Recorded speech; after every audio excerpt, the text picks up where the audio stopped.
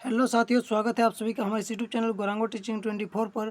इस वीडियो में हम लोग देखने वाले हैं 23 अक्टूबर 2024 बुधवार को प्रार्थना सभा के क्रम में पढ़े जाने वाले मुख्य समाचार और क्विज को आज के सुविचार के साथ शुरू करते हैं बहुत ही बेहतरीन तरीके से। आज का सुविचार कहता है, जीवन एक अनंत सफ़र है, इसे खुशी से भर दो और सपनों को पूरा करने का इरादा रखो।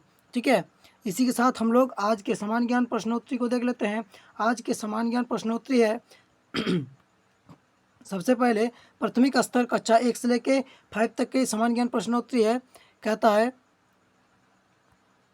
क्या कहता है, बूझो पहली। सबसे पहले बूझो पहली में क्या है, चलने को तो चलता हूँ, गर्मी में सुख पहुँचाता हूँ, पैर भी मेरे 3 हैं मगर आगे नहीं बढ़ पाता हूँ। तो क्या चीज़ है ये? तो ये पंखा है। ठीक है, चलने का तो चलता है, घूमता है। ठीक है, और गर्मी में क्या करता है, सुख पहुँचाता है, हवा देता है। ठीक है, और पैर इसका 3 है। ठीक है, पंखा का 3 डंका होता है ना, मगर आगे नहीं बढ़ पाता है, तो ये आगे नहीं बढ़ पाता है। ठीक है, तो ये पंखा हो गया, आप सभी को पता होगा।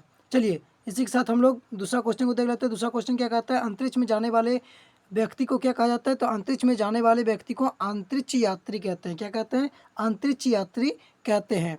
चलिए, इसी के साथ हम लोग अगला तीसरा क्वेश्चन देख लेते हैं। तीसरा क्वेश्चन क्या कहता है, ट्रैफिक लाइन में कौन सा रंग प्रतीक्षा को दर्शाता है? तो ये पीला रंग। ठीक है, कौन सा रंग?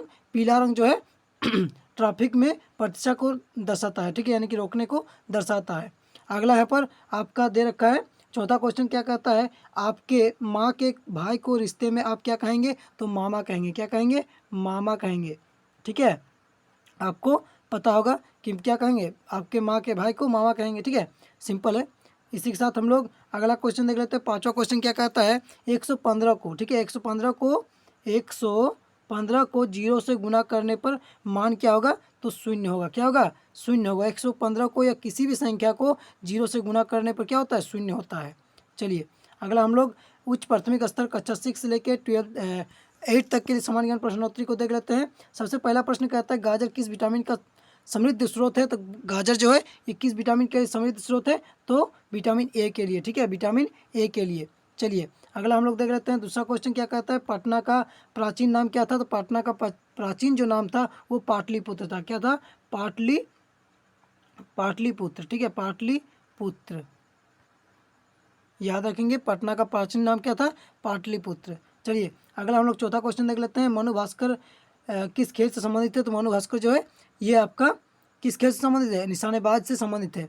अच्छा, अगला हम लोग तीसरा क्वेश्चन जो है छूट गया। तीसरा क्वेश्चन क्या कहता है, धुआंधार जलप्रपात भारत के किस राज्य में स्थित है? तो धुआंधार जलप्रपात जो है ये आपका मध्य प्रदेश में स्थित है। ठीक है, मध्य प्रदेश में धुआंधार जलप्रपात जो है आपका स्थित है।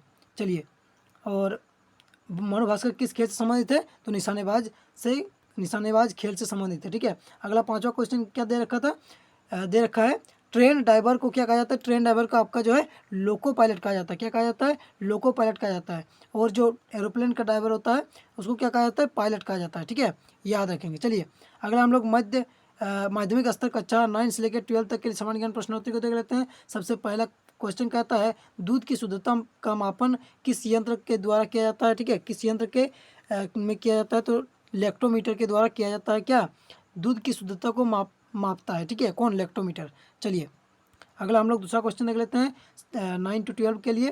दूसरा क्वेश्चन क्या कहता है, राष्ट्रीय जनगणना कितने वर्ष के अंतराल में पर होता है? ठीक है, तो ये 10 वर्ष के अंतराल पर होता है राष्ट्रीय जनगणना। ठीक है, चलिए, अगला हम लोग देख लेते हैं विक्रम साराभाई अंतरिक्ष अनुसंधान केंद्र कहाँ स्थित है? तो ये आपका तिरुवनंतपुरम में स्थित है, केरल का राजधानी। ठीक है, चलिए, अगला हम लोग चौथा क्वेश्चन देख लेते हैं। चौथा क्वेश्चन क्या कहता है, झारखंड का शिमला किसे कहा जाता है?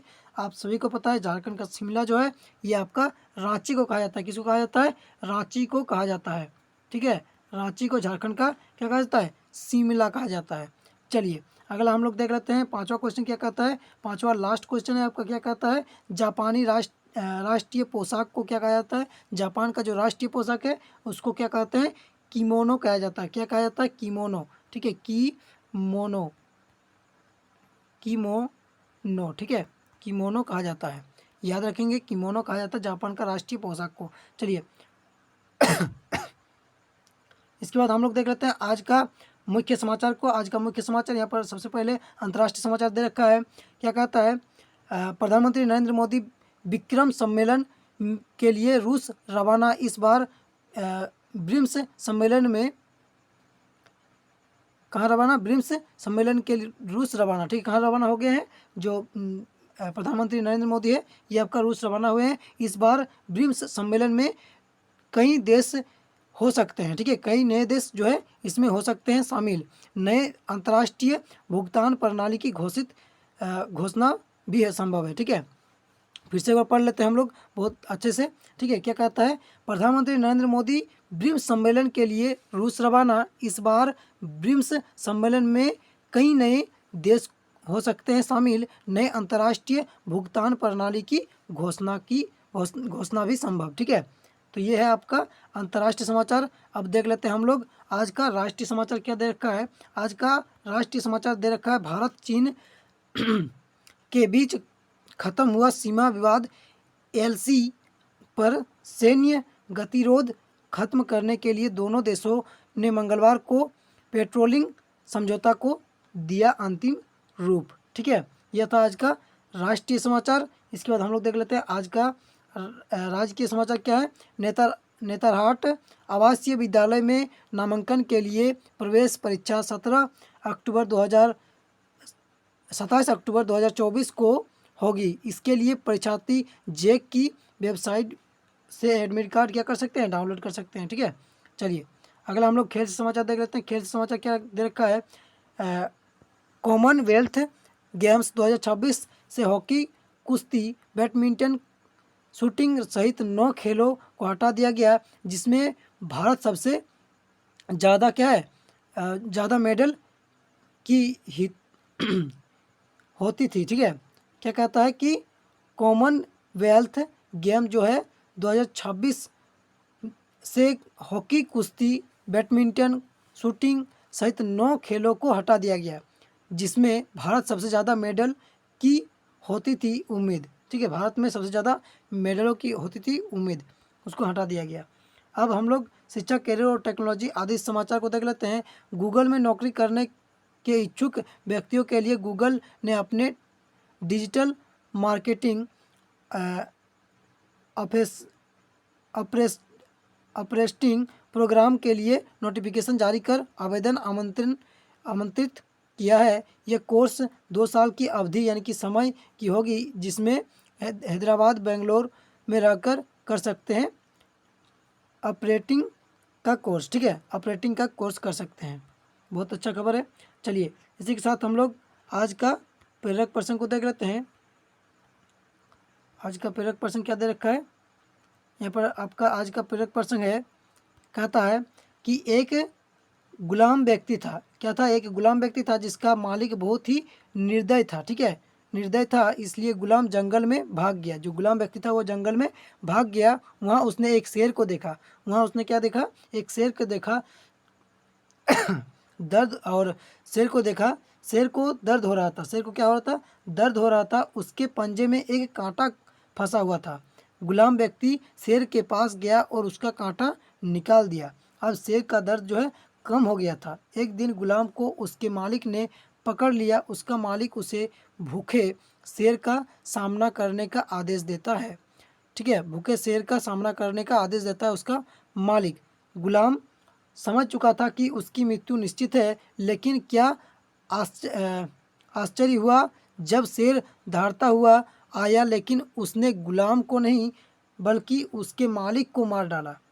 यह वही शेर था जिसकी गुलाम ने जान बचाई थी। ठीक है, संदेश क्या मिलती है इससे? इससे हमें संदेश मिलती है कि दुख सुख में एक दूसरे के सहयोग करना चाहिए।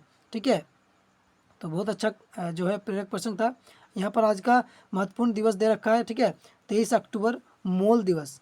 ठीक है, मोल दिवस हर साल 23 अक्टूबर को मनाया जाता है। यह दिन एवोगाड्रो संख्या की याद में मनाया जाता है, जो रसायन विज्ञान में एक बुनियादी माप इकाई है। रसायन विज्ञान में रुचि पैदा करने के लिए इस दिन की शुरुआत की गई है।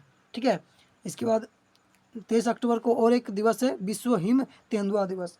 हर साल 23 अक्टूबर को अंतर्राष्ट्रीय हिम तेंदुआ दिवस मनाया जाता है। आज हिम तेंदुआ दिवस की रक्षा करने के तरीके और इनके बारे में और अधिक जानने का भी दिन है। यह दिवस 23 अक्टूबर 2013 को विशेष